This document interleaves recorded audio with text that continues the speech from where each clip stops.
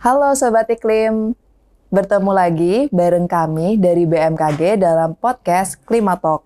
Pada kesempatan kali ini kami mengundang narasumber dari Dinas Kesehatan Provinsi DKI Jakarta untuk ngobrolin nih tentang kesehatan yang ada kaitannya dengan kualitas udara. Nah, pada sesi kali ini kita akan membahas kualitas udara khususnya di Jakarta dan dikaitkan dengan kesehatan saat berolahraga. Di sini sudah hadir di samping kami ada Dr. Boni dari Dinas Kesehatan Provinsi DKI Jakarta. Halo Dr. Boni, selamat datang di BMKG. Halo juga Kak Aina, halo juga Sobat Iklim. Nah, Dokter, bisa diperkenalkan Dokter Boni ini kesehariannya seperti apa, lalu juga rutinitasnya dan hobinya mungkin, karena setahu kami Dokter Boni ini suka banget sama lari-lari. Oke, baik. Perkenalkan, nama saya Dr. Boni Medana Pahlavi, saya di Dinas Kesehatan Provinsi DKI Jakarta, dan saat ini saya bertugas di bidang kesehatan masyarakat, seksi kesehatan lingkungan, kesehatan kerja dan olahraga.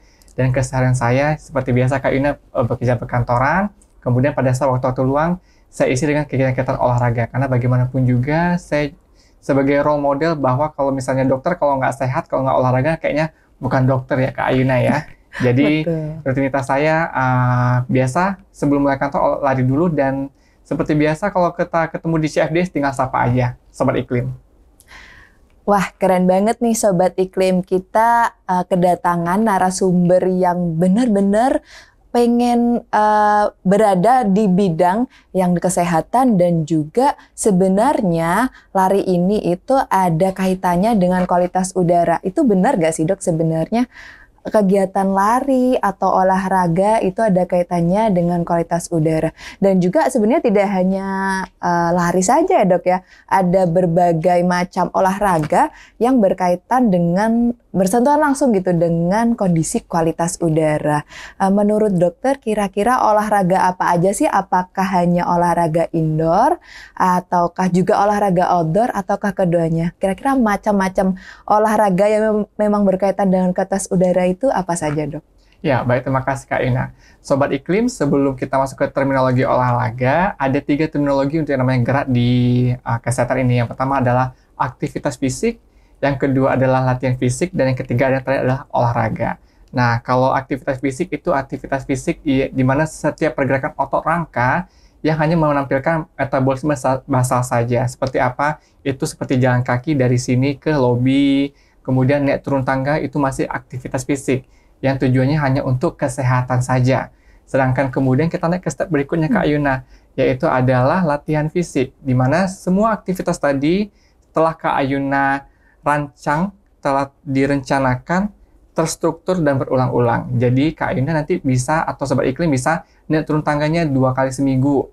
Kemudian nanti jalan kakinya dari sini ke lobi mungkin di 3 kali seminggu. Tujuannya tidak hanya untuk kesehatan, tapi juga untuk kebugaran. Jadi udah nambah nih tujuannya, kebugaran. Dan yang terakhir adalah olahraga. Olahraga ini adalah semua aktivitas fisik, latihan fisik tadi yang sudah ada aturannya. Mau olahraga apa? Lari. Memakai sepatu lari, memakai jersey lari, memakai gear lari gitu kan. Kan nggak ada ya orang lari pakai baju gamis atau bagaimana gitu kan. Nah, ini memakai gear yang sesuai dengan olahraga tersebut. Main bulu tangkis, ada pakai raket, net, sama shuttlecock-nya. Nah, itu olahraga yang dikatakan memiliki aturan tertentu dan tujuannya selain kesehatan, selain kebugaran, yaitu ada satu lagi adalah prestasi. Kayak kalau teman-teman Sobat Iklim yang ikut event-event lari ya, kalau Kak Ina pernah ikut event lari, pasti depannya adalah medali. Nah, itu adalah suatu prestasi buat yang mengikuti dari event larinya itu. Nah, itu yang terminologi yang harus kita dalami terlebih dahulu Kak Ayuna. Oke, ternyata definisi olahraga itu bukan hanya sekadar kita jalan kaki, itu belum tentu dikategorikan sebagai olahraga gitu ya Dok ya. Oke. Kira-kira nih menurut dokter sebenarnya olahraga yang sering banget dilakuin waktu outdoor itu apa aja Dok?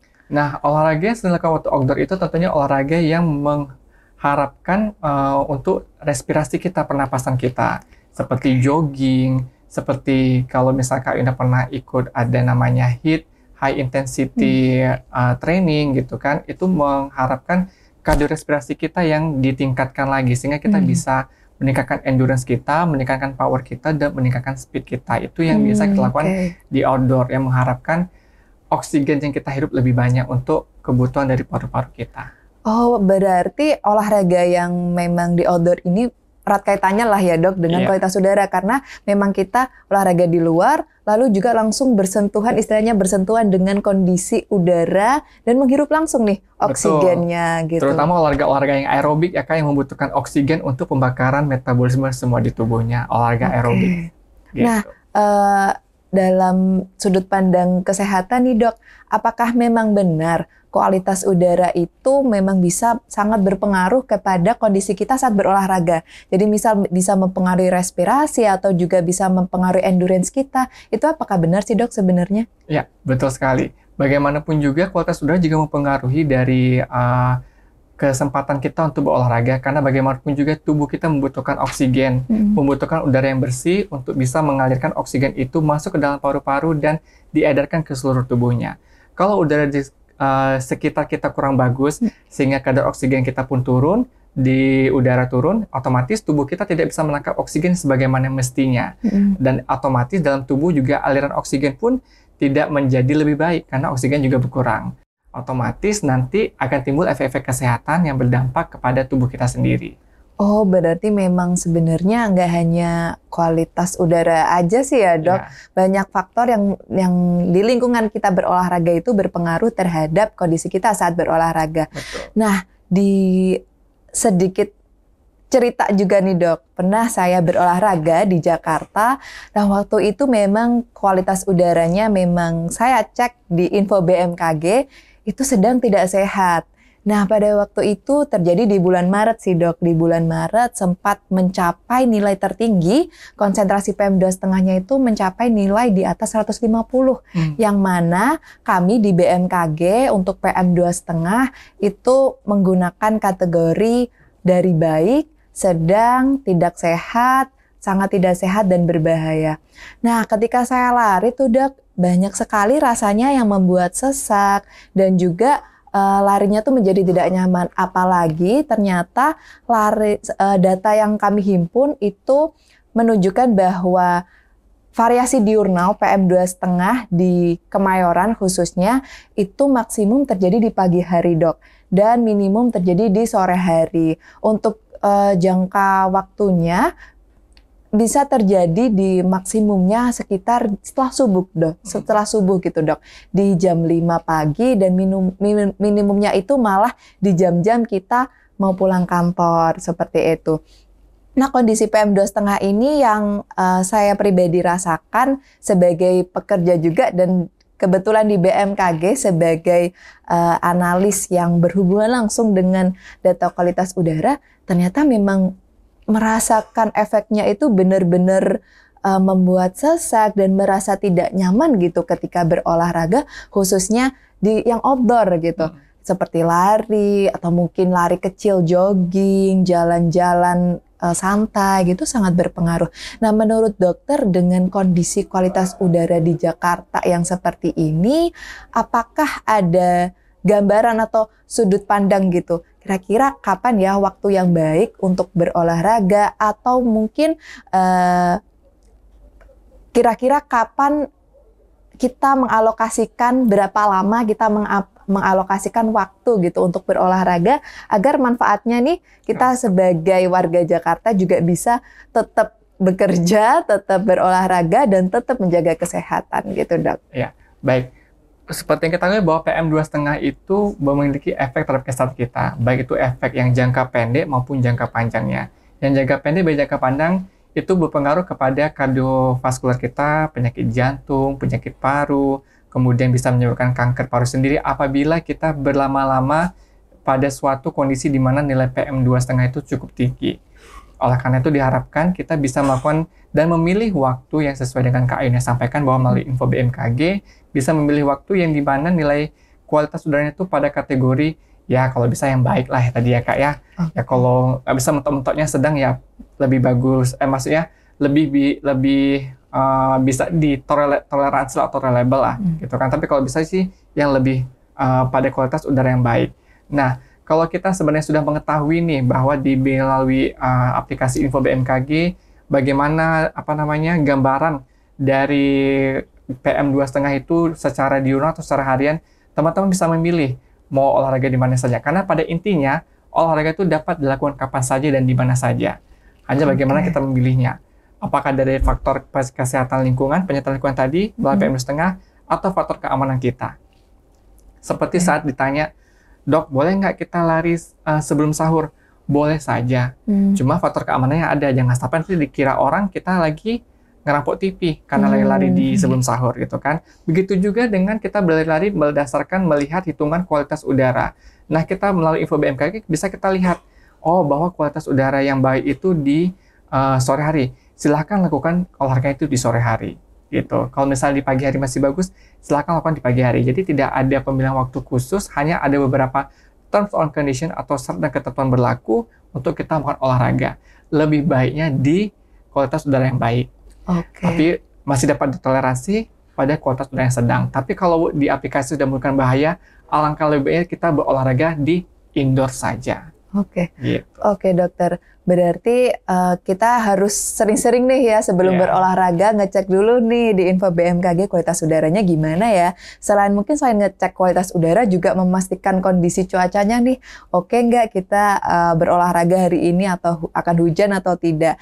Nah, dokter, kalau sebagai pekerja nih, kami sebagai pekerja yang banyak menghabiskan waktu mulai jam 8 sampai jam 4 sore itu kira-kira waktunya yang cocok, apakah kita harus olahraga di pagi hari atau mungkin di sore hari lah setelah pulang kerja kita spend waktu untuk olahraga. Menurut dokter untuk dari segi kesehatan nih cocoknya kita sebagai pekerja di waktu kapan, Dok? Latihan fisik atau olahraga menurut penelitian dapat memberikan efek kesehatan apabila kita melakukannya selama 150 menit per minggu atau 30 menit per hari. Jadi, Sobat Iklim boleh memilih atau memecah-mecah 150 menit itu misalnya 30 menit di siang hari kah, 30 menit sebelum pagi hari, atau 30 menit di sesudah bekerja. Itu yang waktu minimal yang dapat memberikan efek kesehatan pada tubuh kita dengan melakukan aktivitas fisik dan olahraga. Untuk waktunya dipersilahkan. Tapi kalau misalnya teman-teman, Dok saya mau 1 jam sehari, jangan lupa waktu untuk istirahatnya karena tubuh kita kan ada waktu untuk istirahatnya. Jadi Senin olahraga, Selasa rest day, Rabu olahraga, Kamisnya rest day. Atau bisa katakan waktu istirahat karena otot kita tuh lagi dipecah-pecahin saat olahraga, kita perlu waktu kembali untuk rest day untuk menyembuhkan kembali otot-otot kita yang telah hancur. Jadi silakan pilih kapan saja waktunya karena waktunya bisa kapan saja dan yang menimbulkan efek, yang memberikan efek kesehatan minimal 150 menit per minggu, 30 menit per hari. Silakan Sobat Iklim yang menentukan sendiri waktu yang sesuai dengan kondisi dari Sobat Iklim semua. Nah, seru banget Sobat Iklim ini penjelasan dari Dr. Boni mengenai olahraga dan kondisi-kondisi yang harus diperhatikan saat olahraga. Selain memperhatikan kondisi tubuh, kita juga harus memperhatikan kondisi lingkungan. Nah, ini ada beberapa orang yang cenderung nih Dok berolahraga di tempat-tempat yang ruang terbuka hijau dan juga dari segi kualitas udara memang ruang-ruang yang terbuka hijau itu memiliki konsentrasi PM2,5 yang cenderung rendah. Nah, tetapi tidak semua tempat nih Dok ternyata bisa jadi tempat-tempat yang terbuka hijau tetapi sangat dekat dengan lalu lintas yang padat itu juga masih memiliki konsentrasi PM2,5 yang tinggi. Nah, menurut dokter bagaimana sih sebenarnya memilih atau tips dan trik berolahraga agar kita bisa tetap bugar tetapi kita juga bisa tetap sehat gitu dari segi udara yang kita hirup dan juga lingkungan yang kita manfaatkan sebagai tempat berolahraga. Kira-kira tips dan triknya apa, Dok? Yang pertama adalah Sobat Iklim kenali dulu diri kita sendiri. Sobat Iklim, apakah dalam kondisi sehat, tidak ada penyakit paru atau penyakit jantung? Kalau misalnya Sobat Iklim memiliki penyakit paru, penyakit jantung, pilihlah tempat yang memiliki kualitas udara yang baik. Tadi kan kalau Kak Aina bilang ada yang berbahaya sampai yang baik ya. Kemudian yang sama ini mungkin yang paling tinggi itu masih sedang dan juga baik. Nah, untuk orang-orang atau Sobat Iklim memiliki kondisi kesehatan yang memiliki penyakit jantung, penyakit paru, PPOK, lansia gitu kan, diharapkan bisa berolahraga di daerah yang memiliki kualitas udara yang baik, bukan sedang, tapi yang baik. Yang baik. Gitu. Kalaupun terpaksa ke dalam sedang, pilihlah olahraga dengan intensitas yang ringan saja. Jangan sampai Contohnya apa itu, Dok? Kalau ringan saja mungkin berjalan santai, bersepeda statis gitu kan. Kalau misalnya olahraga intensitas tinggi, itu otomatis membutuhkan oksigen yang lebih banyak yang kita hirup. Sedangkan kualitas udaranya belum tentu bagus. Betul. Gitu. Sehingga kalau misalnya kita mengetahui bahwa di lokasi itu kualitas udara dalam kondisi sedang, silakan olahraga tetapi hanya untuk intensitas ringan aja. Dan Sobat Iklim memiliki penyakit seperti jantung, paru, dan PPOK, silakan pilih di kualitas udara yang baik dan juga hanya intensitas ringan saja. Gitu tipsnya. Nah, Sobat Iklim, kita sudah tahu nih berbagai penjelasan dan juga tips dan trik dari Dr. Boni saat berolahraga. Nah, Sobat Iklim, nanti untuk bisa mengetahui kondisi kualitas udara dan juga kondisi cuaca saat berolahraga, bisa langsung mengecek di Info BMKG, bisa melalui website ataupun aplikasi Info BMKG. Ini menarik sekali Sobat Iklim untuk dikulik-kulik nih. Kita tidak hanya memperhatikan kondisi tubuh kita, tapi juga harus memperhatikan kondisi lingkungan saat berolahraga. Bagi Sobat Iklim, jangan sampai sudah nonton podcast ini, tetapi lupa tidak ngecek Info BMKG. Yuk Sobat Iklim, bersama-sama kami sehat ya Dok ya, dan juga kita sadar akan kondisi lingkungan dan juga kondisi kualitas udara kita saat berolahraga.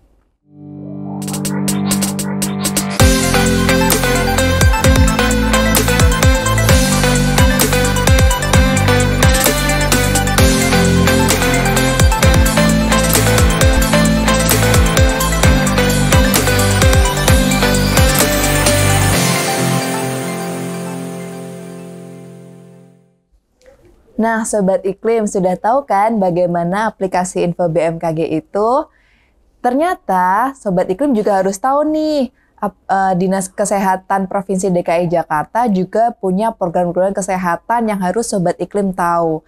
Nah, kira-kira apa aja nih Dok program-program kesehatan yang ada di Dinas Kesehatan Provinsi DKI Jakarta? Ya, baik. Sobat Iklim, program Dinas Kesehatan Provinsi DKI Jakarta cukup banyak dan cukup ramai, tapi kita bisa berkolaborasi dengan BMKG, yaitu kita punya namanya surveillance.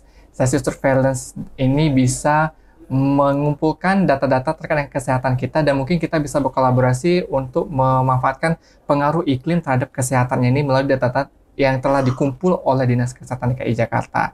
Nah, kemudian program kita ada lagi namanya pembinaan kebugaran untuk para masyarakat, di mana kita bisa mengukur kebugaran Kak Ayuna dan kita bisa dapatkan bahwa apakah kita sudah cukup bugar atau belum. Karena kalau kita lihat kita semua dan Sobat Iklim pasti sehat di sini, hanya saja belum tentu bugar. Nah, oleh karena itu kita Dinas Kesehatan punya program pembinaan kebugaran yang bisa kita kolaborasikan dengan BMKG dan juga keikliman dari BMKG ini untuk bisa mendapatkan kualitas kebugaran yang lebih paripurna lagi Kak Ayuna. Wah, keren banget. Nah, Sobat Iklim, selain Sobat Iklim harus sadar tentang kondisi cuaca, iklim dan kualitas udara, ternyata kita harus sadar juga nih apakah tubuh kita ini bugar atau tidak. Nah, salah satu caranya untuk mengetahui tubuh kita bugar atau tidak, kita bisa ikut dalam program Dinas Kesehatan Provinsi DKI Jakarta yang telah disampaikan oleh Dr. Boni tadi. Baik Sobat Iklim, sebelum kami mengakhiri podcast hari ini yang seru banget membahas tentang kualitas udara dan kesehatan saat berolahraga, kita perlu nih suntikan pesan-pesan dari dokter narasumber kita pada hari ini. Oke, Dokter Boni, apakah ada pesan-pesan buat Sobat Iklim semua untuk kesehatan kita dan juga memperhatikan kualitas udara dan iklim, Dok? Ya, terima kasih Kak Yuna. Hai Sobat Iklim, kita harus mengecek pertama kebugaran kita, mengecek kondisi kesehatan kita. Apabila kita sudah mendapatkan info mengenai kesehatan kita, Sobat Iklim bisa memilih berolahraga pada tingkat kualitas udara yang bagaimana. Sekali lagi, bagi yang memiliki penyakit seperti PPOK, penyakit jantung, penyakit paru, silakan berolahraga di kualitas udara yang baik. Apapun, apabila nanti tidak ditemukan kualitas udara baik, boleh di kualitas udara sedang, hanya saja intensitasnya harus dilaksanakan yang ringan saja, tidak yang berat. Tapi apabila teman-teman semua atau Sobat Iklim memiliki kualitas kesehatan yang bagus, silakan berolahraga, tapi alangkah lebih baiknya bila kita berolahraga di yang memiliki kualitas udara baik, ataupun lokasi-lokasi yang kualitas udaranya cukup baik seperti ruang terbuka hijau, atau mungkin pada waktu yang informasi dari info BMKG tersebut menampilkan kualitas udara yang baik. Seperti itu Kak Ayuna. Nah, Sobat Iklim sudah mendapat pesan dan banyak sekali pelajaran dari narasumber kita hari ini tentang kesehatan dan kualitas udara saat berolahraga. Oke, Sobat Iklim, sekian dari podcast Klimatalk pada kesempatan kali ini. Bertemu lagi dengan kita di episode selanjutnya. Bye-bye.